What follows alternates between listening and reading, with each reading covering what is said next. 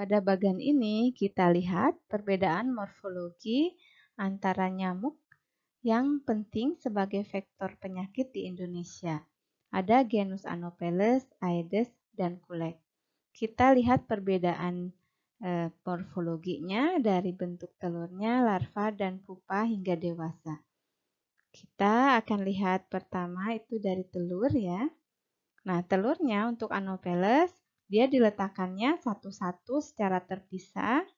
Kemudian, ini ciri khasnya yaitu dia mempunyai pelampung. Nah, kemudian untuk Aedes, dia diletakkan satu-satu dan terpisah. Nah, tetapi dia tidak punya pelampung. Kemudian untuk Kulek, dia diletakkannya berkelompok, membentuk rakit, dan tidak punya pelampung. Kemudian untuk larva, kita lihat dulu posisi istirahatnya. Nah, posisinya dia akan sejajar dengan permukaan air.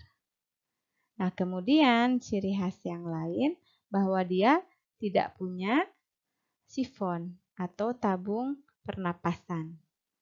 Oke, kemudian untuk Aedes dan Kulek itu sama-sama posisinya itu adalah menyudut ya, menyudut dengan permukaan air, membentuk sudut.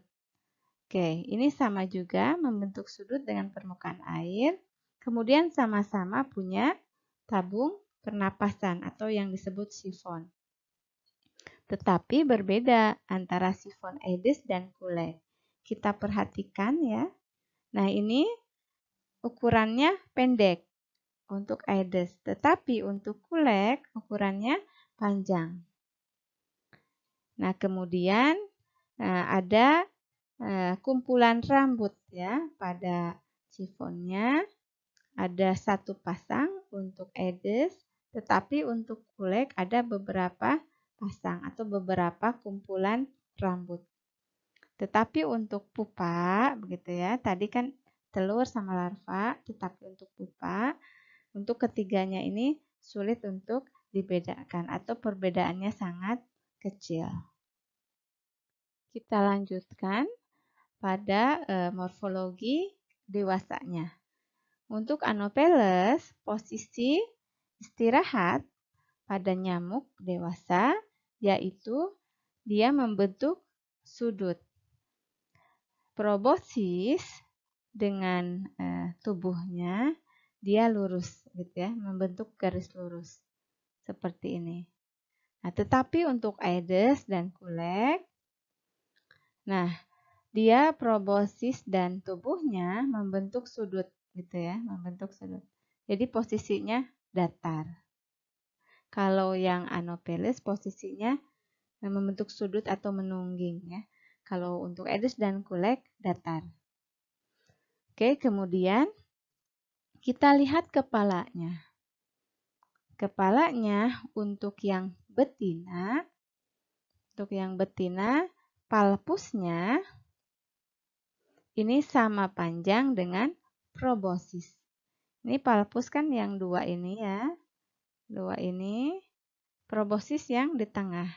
Kemudian yang pinggir ini adalah antena ya. Karena betina antenanya bulu-bulunya pendek gitu ya. Tapi kalau jantan bulu-bulunya panjang.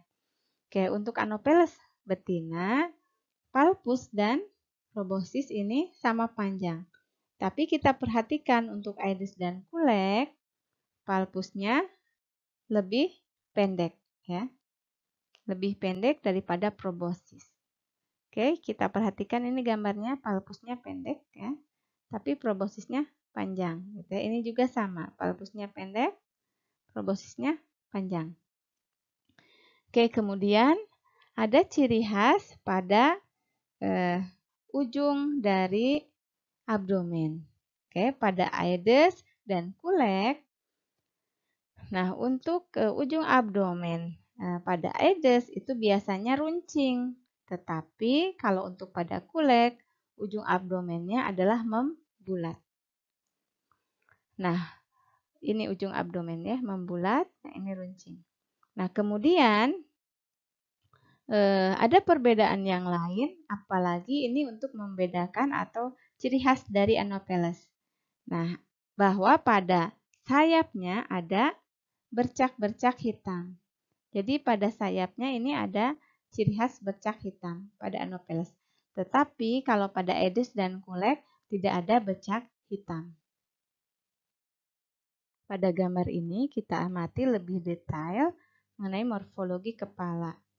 Nah, kita lihat di sini ada L ya untuk labium atau proboscisnya yang di tengah. Kemudian yang P ini adalah palpus. Oke, kemudian A adalah antena. Kemudian yang proboscis dan valvus dan antena ini mempunyai lagi bagian-bagian tertentu ya dengan istilah-istilah yang lebih spesifik lagi. Pada slide ini kita akan melihat perbedaan morfologi dari kepala nyamuk jantan dan betina pada subfamili Sulicinae dan Anopheline. Nah, untuk yang sebelah kiri kita melihat kepala nyamuk dari jantan dan betina Sulicinae, berarti untuk genus Aedes dan Kulex. Untuk sebelah kanan ini dari subfamili Anopheline, berarti untuk genus Anopheles. Nah, yang pertama kita perhatikan yang A. Yang A itu adalah ciri-ciri dari nyamuk jantan. Untuk nyamuk jantan, ciri khas utamanya yaitu kita lihat pada bagian antena. Antenanya mempunyai bulu yang panjang dan lebat. Bila kita bandingkan dengan yang betina, yang B, itu memang yang jantan lebih panjang dan lebat. Berarti itu ciri utama. Nah, kemudian cara membedakan untuk Sulicinae dan Anopheline itu bagaimana untuk jantan. Nah, untuk proboscisnya ini panjang ya, ini proboscis. Tapi kita lihat untuk palpusnya. Nah, ini palpus ya. Untuk yang Anopheline dan Sulicinae memang sama panjang atau bahkan lebih panjang ya dari proboscis. Tapi kita lihat ada ciri khasnya yaitu pada Anopheline atau Anopheles itu terjadi pembesaran ya, pembengkakan atau pembesaran pada palpus bagian ujung. Nah, ini ya yang saya tandai warna kuning. Ini ada pembesaran. Sedangkan pada Sulicinae, pada Aedes dan Kulex itu tidak ada pembesaran. Oke, kemudian untuk yang betina, kita perhatikan yang betina. Yang betina tadi ciri utamanya yaitu antenanya berbulu pendek dan jarang. Nah, untuk membedakan antara Sulicinae dan Anopheline, kita perhatikan palpusnya. Nah, kita cari dulu proboscisnya. Ini proboscisnya panjang ya. Kemudian kita lihat palpusnya. Nah, ini palpusnya untuk Anopheline, ini sama panjang dengan proboscis.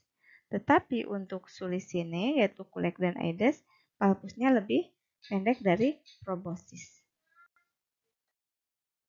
Kemudian, ciri khusus lainnya yang memudahkan untuk identifikasi adalah sayap. Nah, ciri utama atau ciri khas dari sayap itu terlihat pada sayap Anopheles. Kalau sayap Anopheles itu ada bercak atau tanda hitam ya, bercak-bercak hitam seperti pada gambar ini, ada tanda gelap dan pucat berselang-seling pada sayap Anopheles ya, tapi tidak dijumpai pada genus lainnya. Jadi ini merupakan ciri khas. Tetapi untuk secara keseluruhan ya, pada sayap itu kita bisa lihat venasinya, kemudian kita bisa lihat sisiknya. Nah, sisiknya itu nanti kita lihat bentuknya. Misalnya Aedes itu runcing, begitu ya, panjang dan runcing. Kemudian kalau Anopheles itu seperti daun.